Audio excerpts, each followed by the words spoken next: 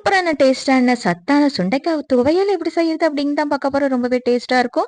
சாதத்துல இந்த மாதிரி நெய் ஊத்தி இந்த துவையல செஞ்சு நம்ம சாப்பிட்டோம்னா ரொம்பவே டேஸ்டா இருக்கும். உடம்புக்கு ரொம்பவே ஆரோக்கியமானது. எப்படி செய்யலாங்கிறத பார்க்கலாம். இப்போ வானல்ல நல்லெண்ணெய் ஊத்திக்கலாம். 1 கப் சுண்டைக்காவை போட்டுக்கலாம். அது கூட பட்டை மிளகாய், கடலைப்பருப்பு, வெள்ளை உளுந்து, சின்ன வெங்காயம், பூண்டு, ஜீரகம், மிளகு இது எல்லாத்தையும் எண்ணெயில நல்லா வதக்கி விட்டுக்கலாம்.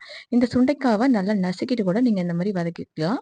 இப்போ இது கூட புளி கொஞ்சம், உப்பு கொஞ்சம், கொத்தமல்லி இலை, கருவேப்பிலை இலை நல்லா வதக்கி விட்டுக்கலாம். நல்லா வதக்குனதும் இதை ஆற வச்சு மிக்ஸி ஜார்ல கொஞ்சம் தண்ணி ஊத்தி இதை வந்து நம்ம அரைச்சு எடுத்துக்கலாம். இது ரொம்பவே ஆரோக்கியமானது. வாரத்துல ஒரு தடவை இந்த மாதிரி நம்ம சாப்பிட்டோம் அப்படின்னா ரத்த சோகையை போக்கும், ரத்தத்தை அதிகரிக்கும், ரத்தத்தை சுத்திகரிக்கும். ரொம்பவே இரும்பு சத்து நிறைந்தது. கண்டிப்பா நீங்களும் இந்த மாதிரி ட்ரை பண்ணி பாருங்க. இப்ப அதே வாணல்ல கடுகு கொஞ்சம் போட்டுக்கலாம்.